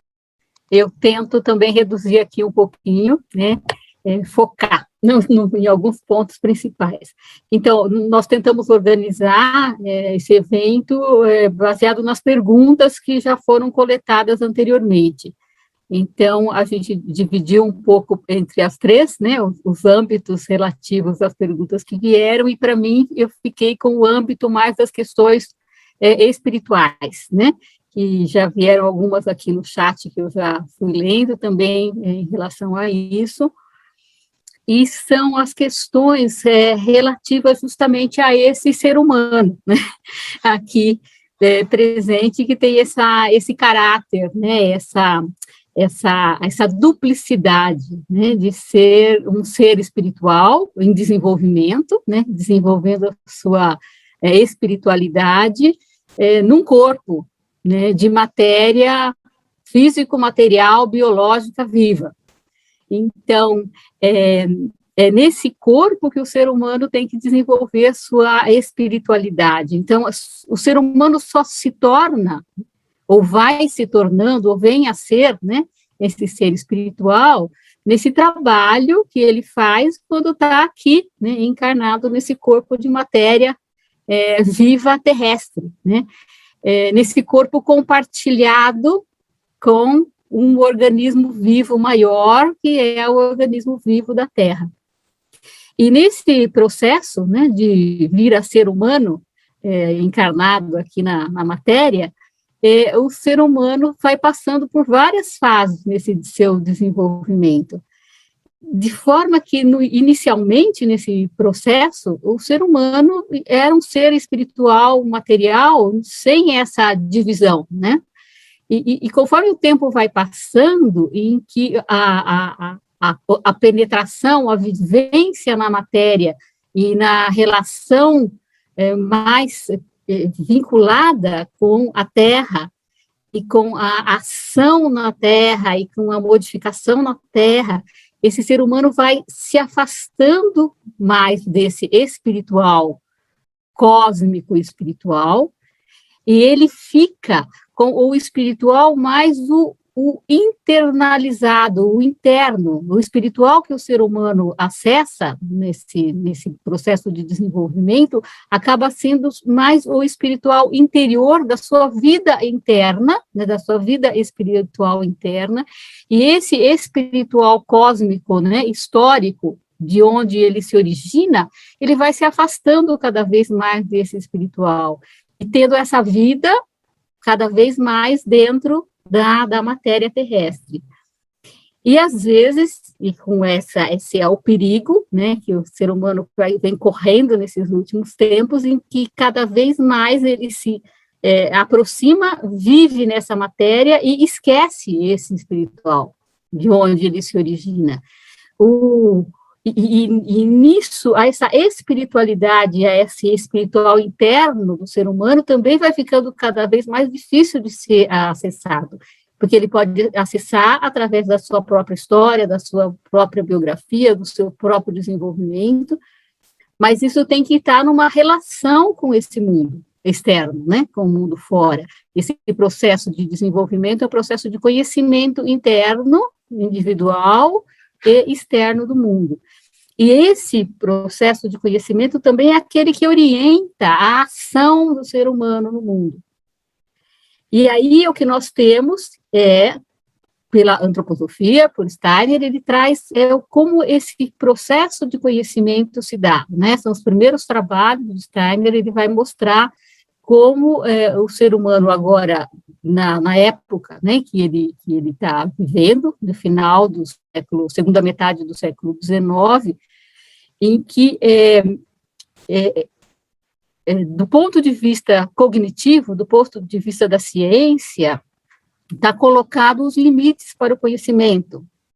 Ele está no mundo em que os limites foram colocados para esse conhecimento do mundo espiritual. Então, você pode conhecer, segundo a metodologia científica dada na época, né, do Kant, você pode conhecer aquilo que é dado ao mundo acessível aos meus sentidos. Então, esse mundo eu posso conhecer e eu posso experimentar e aprender esse mundo, conhecendo, experimentando aquilo que está acessível aos meus sentidos. E aquilo que não está acessível aos meus sentidos, que é do âmbito da arte, da religião, isso é algo do mundo espiritual, que então ficou lá no metafísico, e o ser humano não tem acesso a esse conhecimento. Então, o que Steiner faz é trazer, do ponto de vista cognitivo, baseado naquelas pesquisas, naquela ciência que Goethe desenvolveu, que esse espiritual é acessível ao conhecimento espiritual. Então, esse é o primeiro trabalho que Steiner faz, o primeiro livro que ele escreve, né, que está publicado quando ele tem 24 anos de idade, que é o método científico, né, de Goethe, ou a teoria do conhecimento. E ali ele coloca que você tem, então, 3 âmbitos para esse conhecimento: o mundo físico, material, o mundo das causas e efeitos, que são as leis naturais. As leis naturais eu aprendo, né, com esse experimento das causas e efeitos, e não é mutável, eu não tenho como mudar aquilo, aquelas leis estão dadas, elas fazem parte do mundo em que eu estou inserida, e isso é assim, eu posso conhecer, né, estudar, e elas são assim. E aí, o mundo que a gente tem, praticamente, né, da ciência, é baseado nisso, né, nessas leis, das leis naturais. E o que o Steiner coloca de diferente, que é baseado, então, no que ele aprendeu, com a forma como Goethe conhecia o mundo, é que você precisa de um método para o conhecimento dos organismos vivos, que são o que está submetido a processos vivos, aos processos do mundo orgânico. Então, são as leis que regem o mundo orgânico, que são os processos, né, que a Érica já tocou um pouco nos processos, no processo da saúde e no processo da doença. Mas o que ele coloca também, que isso também está dado, né, são as leis do mundo orgânico, são do mundo natural, né, do mundo das plantas, do mundo dos animais, do mundo como o nosso organismo biológico de matéria viva, né, onde nós vivemos, se comporta, né, nesses processos, mas também tem um terceiro âmbito, que é o criativo do humano, que é como o humano agora regula as suas relações entre os seres humanos e como ele capaz, então, de desenvolver essa sua espiritualidade individual, interna, e acessar esse conhecimento espiritual, ele cria o novo. E ele pode criar o novo na arte, mas ele cria o novo fundamentalmente nas suas relações sociais. Na relação entre os seres humanos, é baseado em leis que não existiam antes, elas não são dadas, elas não vêm naturalmente como as leis naturais ou as leis dos processos dos organismos vivos. Agora, elas são leis criadas pelo ser humano. E nesse âmbito, então, é que ele entra num segundo livro depois, né, que foi publicado quando Stein tem 33 anos, nesse fundamental que é a questão da liberdade, né, que é a que está muito agora no nosso social aqui sendo discutida, né. Ele escreve, então, esse segundo livro dele, que é a Filosofia da Liberdade. E aí a gente tem um muito mau entendimento, né, dessa questão da liberdade, porque essa liberdade, ela está justamente nesse âmbito do espírito, né. Então, quando você tem esse entendimento, a liberdade, ela tem relação, ela está em relação no mundo social à vida cultural e espiritual, da mesma forma que a igualdade está em relação ao jurídico, às leis que regulam as formas, né, de acordos estabelecidos entre as pessoas no social, para que as normas, né, sejam estabelecidas de comum acordo, ou de acordo com alguma autoridade que estabelece, mas que se pressupõe essa igualdade no jurídico e uma fraternidade no mundo econômico. Mas a liberdade é do âmbito cultural e espiritual, então não dá para ter liberdade no mundo jurídico ou liberdade no mundo econômico, a liberdade é do âmbito cultural e espiritual, e a liberdade está relacionada ao espiritual, ao espírito humano, e não à alma humana. Então, a gente é livre, o ser humano é livre para o espírito, e não é livre para querer o que ele quer, fazer o que quer, pensar o que quer, sentir. Ele é livre para pensar, sentir e querer no seu âmbito da alma, mas não para fazer aquilo que ele acha que ele pode, porque ele é livre. O livre, então, é um resultado do trabalho espiritual de conhecimento do ser humano. Nesse âmbito, ele é livre. E nesse âmbito, ele, então, através de um processo de conhecimento, de um conhecimento que vai além, então, desses limites determinados para o conhecimento, um conhecimento que acesse o mundo natural, o mundo das leis naturais, o mundo dos processos orgânicos, através disso e do conhecimento espiritual, ele forma, nessa junção, um conhecimento que lhe permite, em liberdade, agir nesse mundo. E essa ação, se for construída dessa forma, ela vai ser uma ação em liberdade que reconheceu, a partir daquele reconhecimento da necessidade da ação, e não o fazer o que quer. Então, a gente tem agora uma...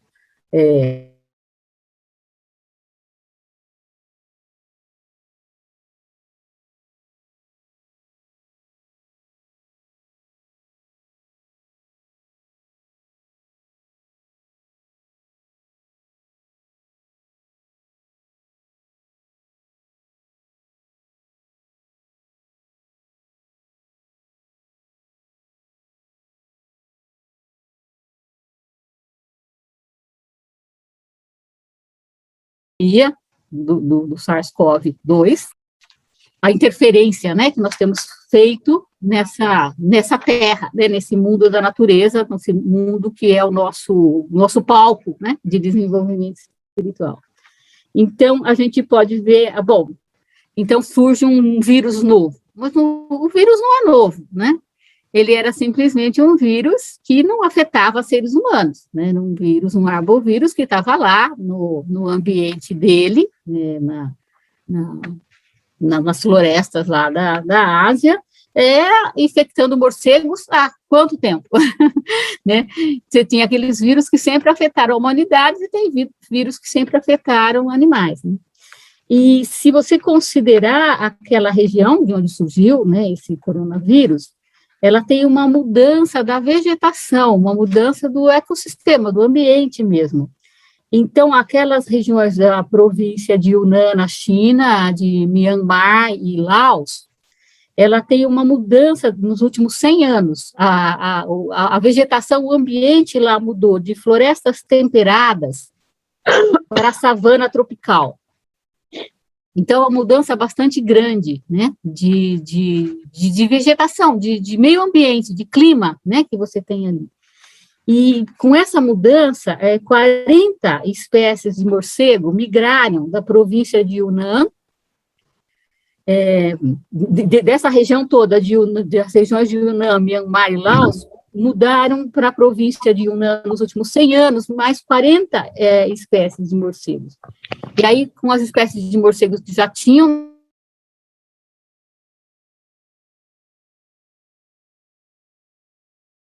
de coronavírus.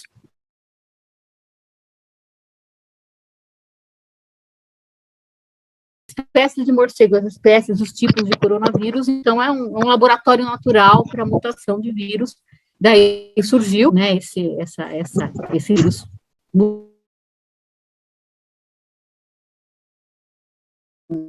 E a gente se viu, então, diante dessa situação de ter que conhecer algo novo, por todos os aspectos, né?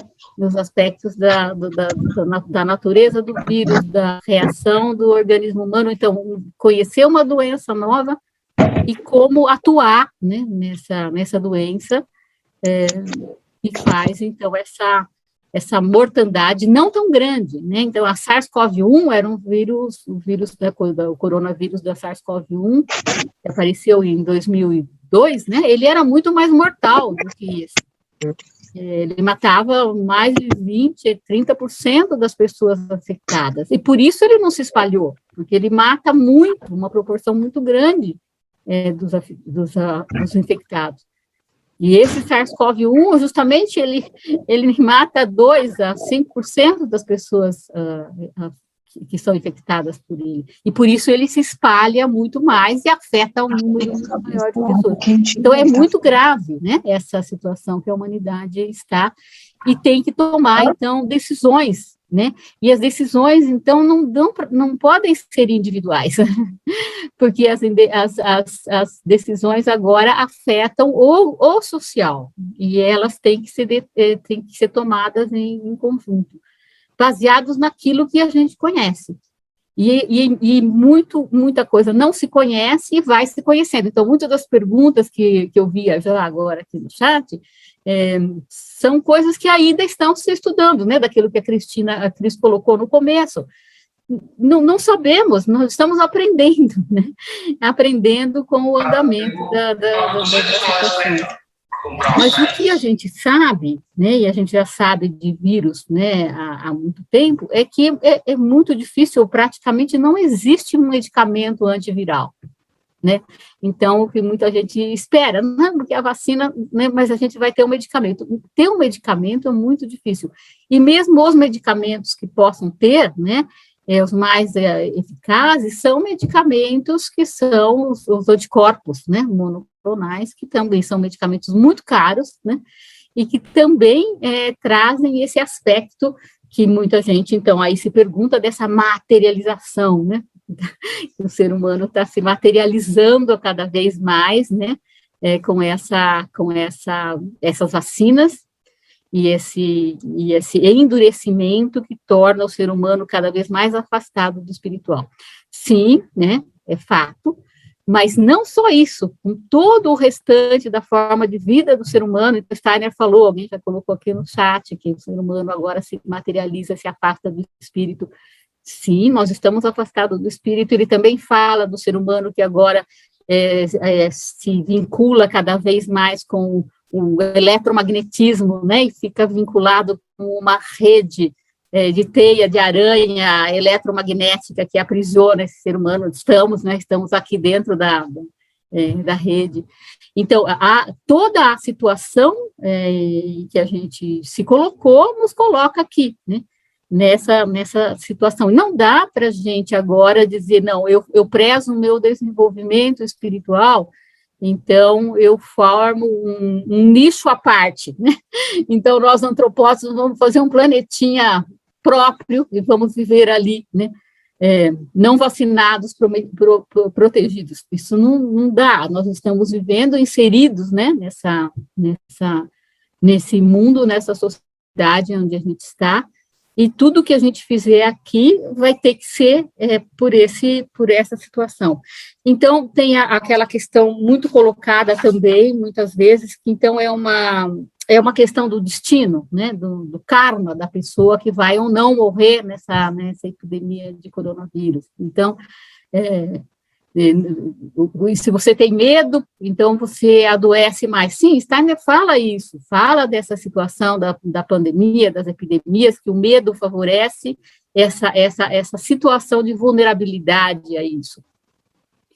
Mas o medo também é aquilo que nos coloca em movimento para uma coragem, para uma ação de resistência a isso.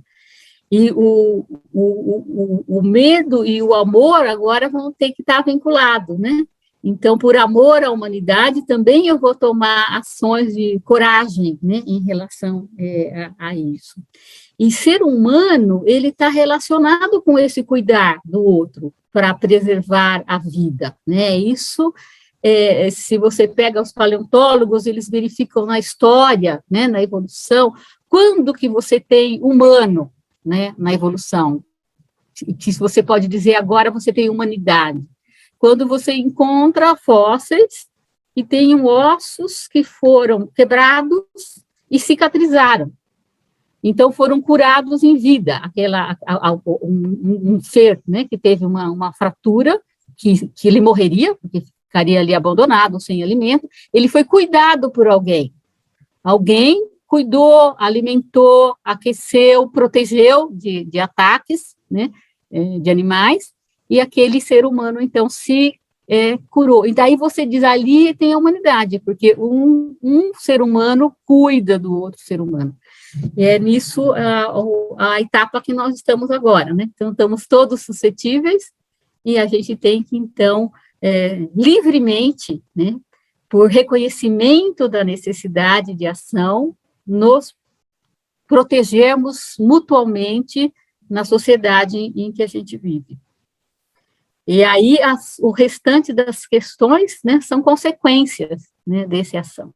Como fazer? Aí, então, a gente tem que sentar e conversar e estabelecer os acordos no âmbito jurídico, mas sem desconhecer aquilo que são verdades, né? Aquilo que são leis naturais, que são as leis que regem os processos da vida.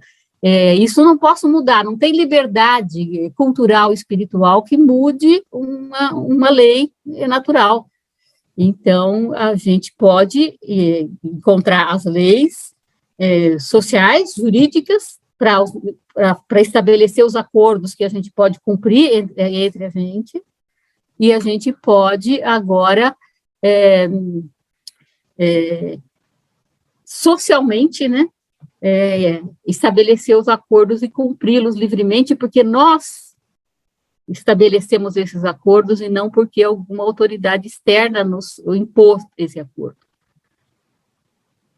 Era isso que eu queria dizer, acho que passei até um pouco. Muito obrigado, doutora Marilda, muito obrigado, doutora Érica, doutora Cris, mais uma vez pelo tempo, pelo conhecimento compartilhado aqui com a gente hoje. A gente tem um compromisso com o horário, Então, de antemão, eu vou anotar todas as perguntas aqui e guardá-las para que a gente possa, depois da reunião, respondê-las. E eu separei algumas que foram mais recorrentes e que parecem ter mais interesse da nossa comunidade. A primeira delas é sobre, eu acho que pode ser respondida por qualquer uma de vocês, é sobre polarização. A gente vive um momento de extrema polarização, não só na vacina, no país em geral, nos mais variados aspectos.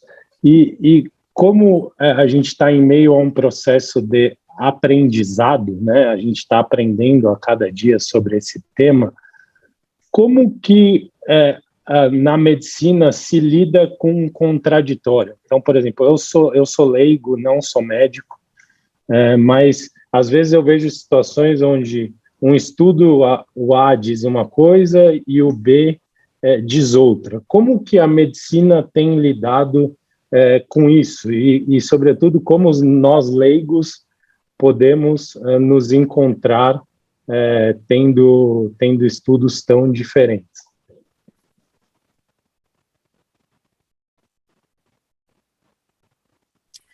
Posso tentar responder essa, Alexandre?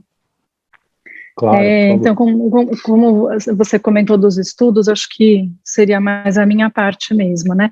Então, como eu comentei, assim, o conhecimento científico, se a gente imaginar uma linha, né, nesse polo tal que é incerto e nesse polo tal que é certeza, o certo, né, de certeza.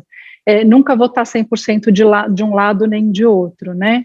Então, às medidas que os estudos vão sendo feitos, eu vou acumulando conhecimento para tentar me direcionar mais para o polo da certeza.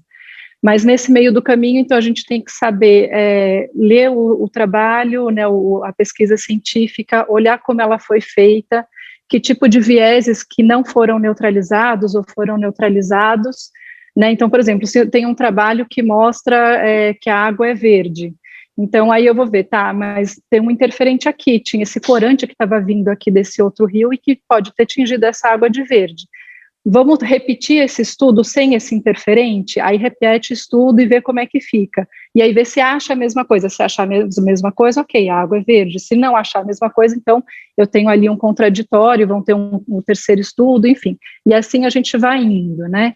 E aí sempre tem os estudos com mais qualidade, que são aqueles que conseguem neutralizar mais os vieses, que me levam mais rapidamente para o polo da certeza, e tem aqueles estudos que são mais sujeitos a vieses, que ficam mais para o polo das incertezas. Não quer dizer que aquilo não aconteça, pode ser que aquilo seja verdade, mas ainda não dá para dizer. Então, eu vou precisar de mais estudos, tentando neutralizar isso para eu conseguir ir para o lado mais da certeza.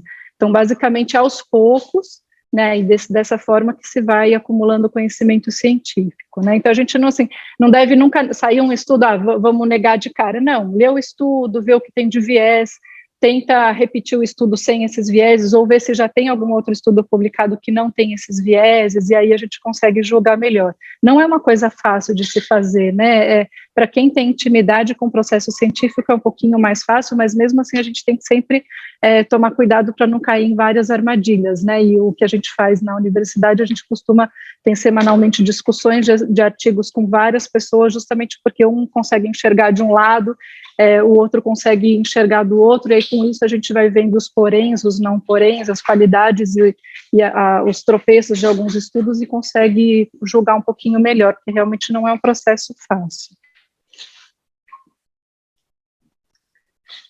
Legal, muito obrigado, doutora. Ainda sobre diferenças, na verdade agora sobre diferenças de aprovação entre países. As agências reguladoras, às vezes uma vacina é aprovada num país, não é na outra. Como é que a gente pode enxergar isso? Não ser aprovado num país específico, na Holanda ou na Áustria, pode causar algum temor para nós brasileiros se a Anvisa aprovar? Então, é difícil de responder essa pergunta, porque eu não sei exatamente o que foi levado em conta para aceitação ou não aceitação de determinadas vacinas pelos países, né, em cada país particularmente. Mas, enfim, cada país tem uma comissão julgadora ali que vai levar em conta se o risco que está acontecendo naquele país suplanta o risco do que aconteceu com as vacinas ou não, enfim, mas é uma pergunta de difícil resposta essa, porque eu teria que conhecer o que foi que motivou, né, a recusa em cada país. Na sua opinião, por favor, doutora Maria. Que a Áustria, vários países da Europa, eles têm uma agência unificada, né, para a União Europeia, que é a Agência Europeia para a Regulação de Medicamentos. E no caso, a Coronavac nem foi submetida à agência europeia, quer dizer, a fabricante não tentou registrar esse medicamento na agência europeia, porque ela nem tinha, acho que, interesse em comercializar, em competir no mercado, em vender esse medicamento na agência europeia. Então, ela submeteu a vacina aos países, às agências reguladoras, nos locais onde ela pretendia comercializar. Então, por isso a Coronavac é uma vacina reconhecida pela Organização Mundial de Saúde, mas ela não está registrada, né, na agência europeia. Então, em nenhum país da Europa vai estar registrada a Coronavac. Mas aí alguém fez uma pergunta especificamente da Moderna não ter ser recomendada na Áustria para pessoas com menos de 30 anos de idade. Aí eu realmente também não sei. Tá. E quais são as principais agências reguladoras, pensando, formadoras de opinião no mundo?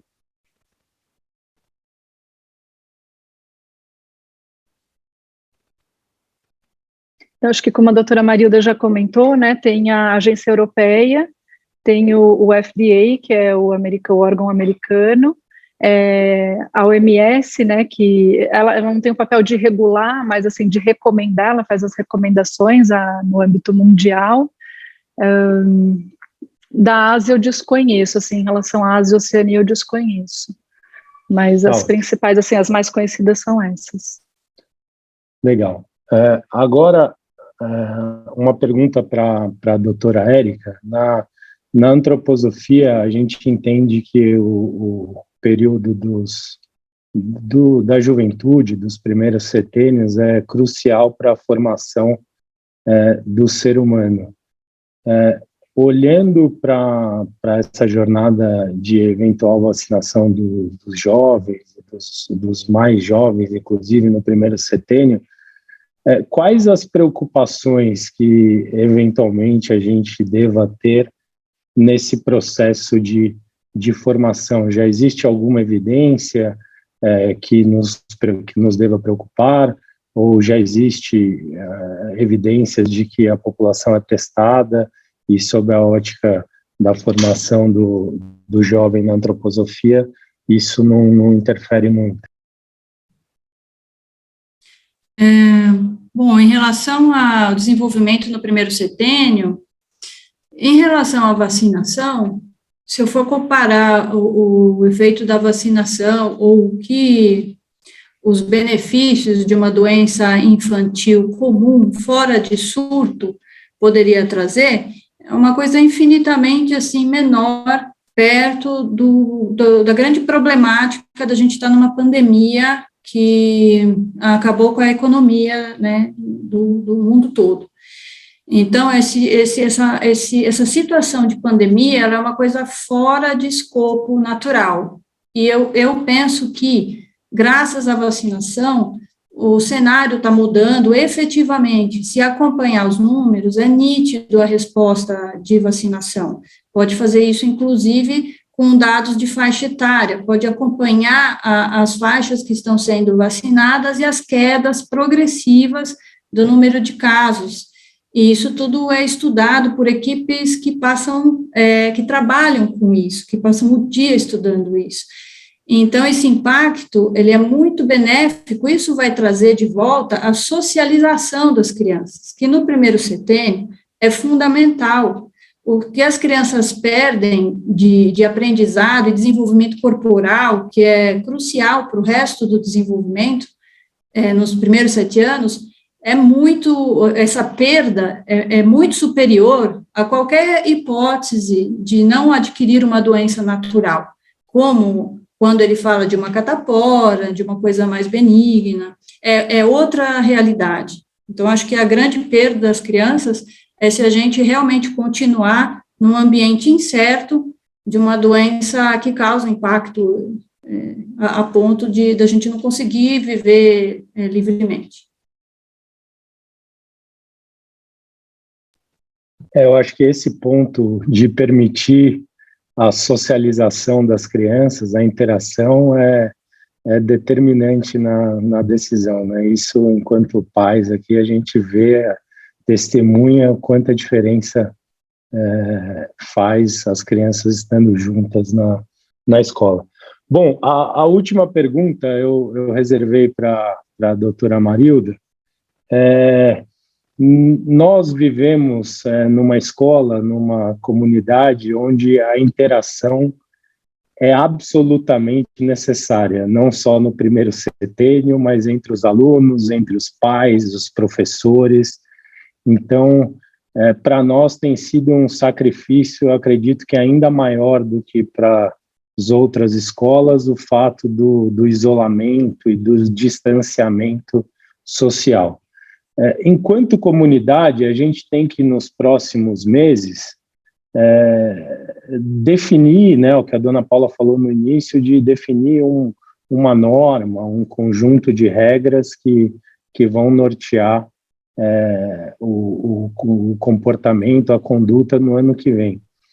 Na sua visão, enquanto indivíduos, quais são as principais reflexões para a gente fazer e para, juntos, enquanto comunidade, tomarmos a decisão? E a segunda pergunta dado que a interação é absolutamente necessária, o que a gente pode fazer, pensar para que haja interação respeitando aqueles de nós que, eventualmente, no limite, decidirem por não se vacinar?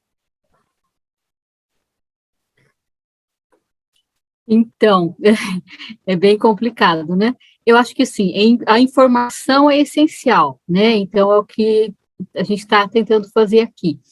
Agora, aí você tem que ter essa filtragem de informação, porque como é um assunto bastante complexo e muito específico, então tem que ver a confiabilidade da fonte de informação. Então, a doutora Cristina trouxe várias informações confiáveis, né, de fontes confiáveis. Mas nesse mundo que a gente está vivendo agora, né, dessas mídias sociais, a gente recebe muita informação que aparentemente é confiável. Tem até lá uma referência de um artigo, não sei o que e tal.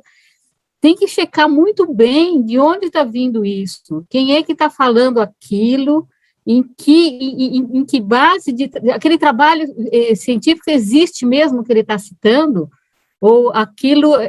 E é difícil, eu entendo, né, para cada um formar essa sua opinião, né, essa sua capital de conhecimento, diante de tanta coisa que vem. Então, assim, pode ter sido o seu melhor amigo, né, que te enviou aquele vídeo, mas olha com atenção, né, e nesse tempo todo, acho que a doutora Cristina, a Érica, né, a doutora Érica, a gente até, eu estou trocando, porque as pessoas recebem vídeos que aparentemente, ou artigos, ou escritos, que aparentemente tem todo um fundamento científico, e aí, no começo, né, e aí chega num ponto que coloca uma barbaridade, assim, completamente sem nenhum fundamento no meio daquelas coisas que são reais, e aí desenvolve todo um pensamento, uma conclusão baseada em alguma coisa que não existe absolutamente em nenhum lugar. Tanto que quem tem um pouco mais de conhecimento tem que procurar, mas será que tem alguma coisa nova nesse aspecto que foi descoberto e que eu agora não conheço, né? Então, tem que ter muito cuidado com esse tipo de informações, de onde vêm, né, essas informações, que estão vindo como sendo conhecimento científico. E aí, no outro aspecto, como, então, respeitar, né, as pessoas, acolher, né, no social, as pessoas que fizeram a opção de escolha, né, de não seguir, né, o que a maioria está seguindo, né.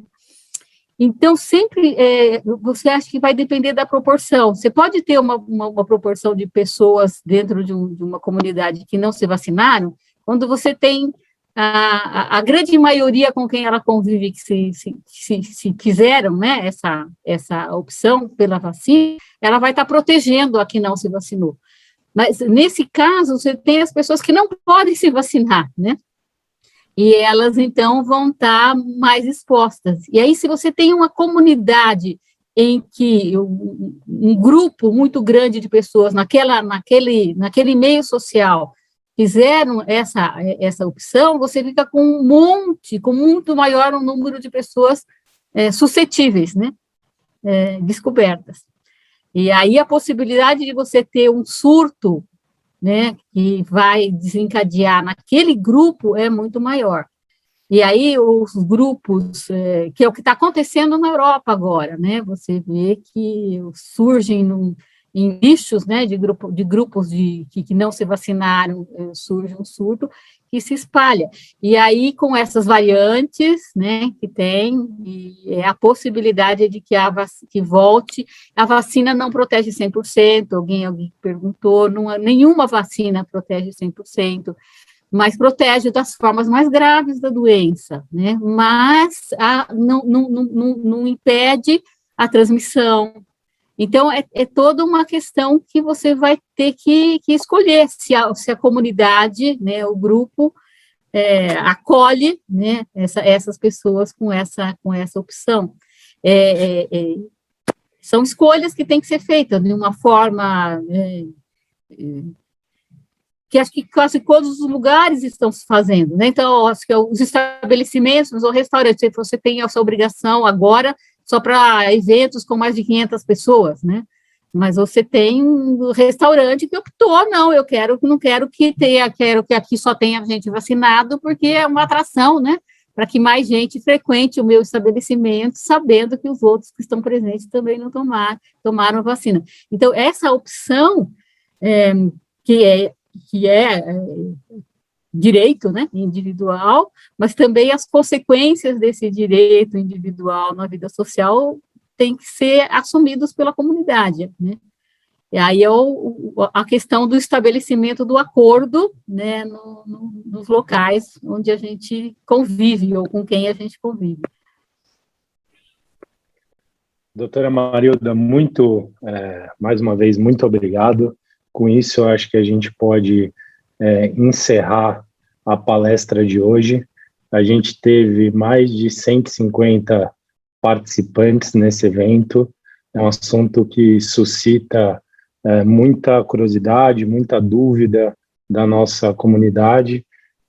Eu anotei as perguntas para que a gente tente respondê-las depois, e também coloco a CP aqui à disposição de pais, mães e a toda a comunidade, para que a gente encaminhe questionamentos e para que todos nós possamos construir um caminho para que, enquanto comunidade, a gente interaja, a gente volte à nossa rotina tão rica, tão preciosa, nos vacinando e acolhendo de maneira segura aqueles que eventualmente optarem por não se vacinar. Muito obrigado, excelente noite a todos e parabéns pelas palestras, doutoras. Obrigada a vocês pela confiança. Obrigada, boa noite a todos. Obrigada por essa troca toda. Boa noite. Boa noite a todos. Eu vou interromper a gravação aqui, tá?